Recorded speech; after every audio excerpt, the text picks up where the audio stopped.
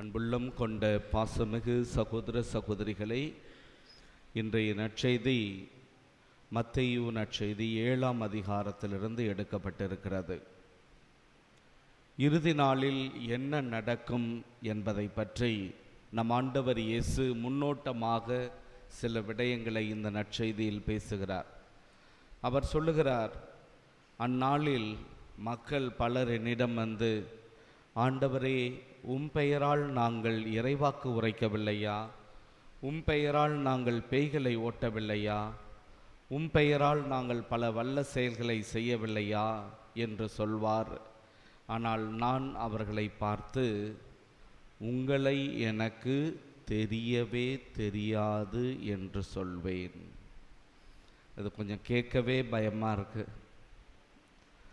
இந்த தெரியாதுங்கிற ஒரு வசனம், உங்களை எனக்கு தெரியவே தெரியாது என்பதை 3 விதமாக பார்க்குறோம். சும்மா தெரியாதுன்னு கூட சொல்ல, அவர் சுத்தமாக தெரியாதுங்கிறார். தெரியவே தெரியாது, நெவர் ஐ நியூ யூ. ரெண்டாவது இதை எப்படி பார்க்குறோம் அப்படின்னா, தெரிஞ்சுக்கிட்டே தெரியலன்னு சொல்கிறார் பார். நம்மளை எல்லாம் அவருக்கு தெரியும், ஆனால் என்ன சொல்ல போகிறாரு? உங்களை எனக்கு தெரியவே தெரியாது. அது இன்னும் எவ்வளோ பெரிய வழியை நமக்கு ஏற்படுத்த போகுது.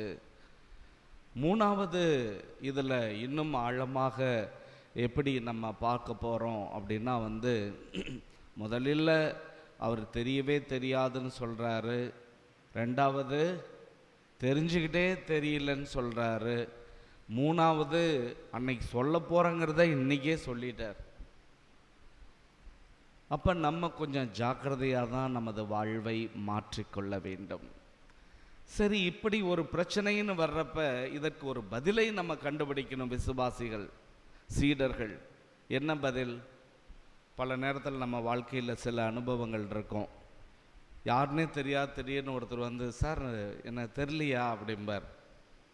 அப்போ நம்ம சொல்லுவோம், தெரியலைங்க அப்படிம்போம். நம்ம உடனே அவர் சொல்லுவார், சார் என்ன உங்களுக்கு தெரியாது, ஆனால் உங்களை எனக்கு நல்லா தெரியும்.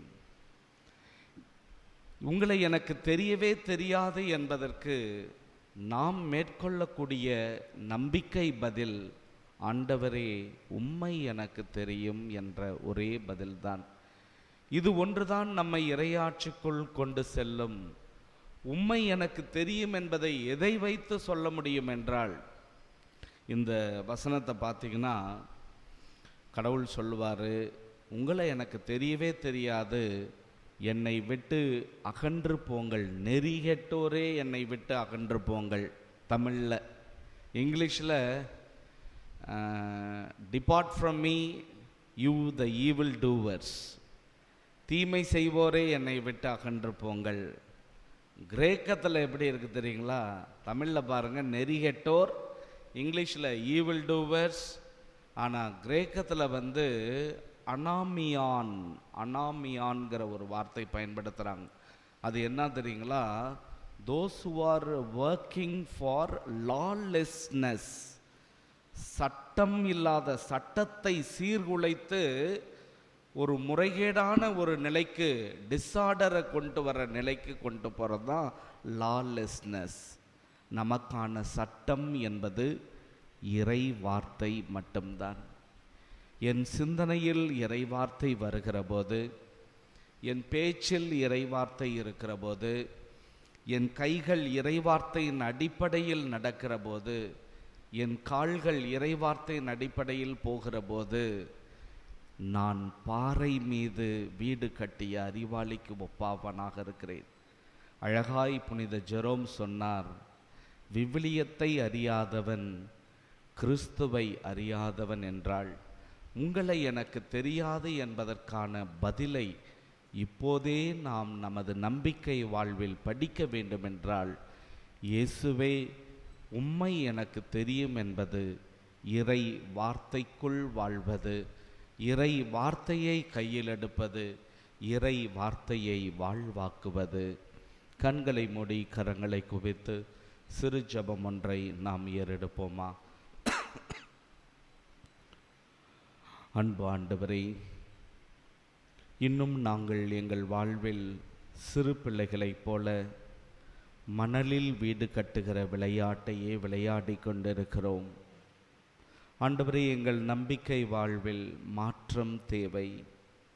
பாறை மீது வீடு கட்டுவது என்பது விவிலிய அடிப்படையில் எங்கள் வாழ்வை அமைத்து கொள்வது. ஆண்டவரே, எங்கள் சிந்தனை, எங்கள் பேச்சு, எங்கள் செயல் எல்லாம் இறை வார்த்தையின்படி அமைத்து கொள்ள வரம் தாரும். ஆமீன்.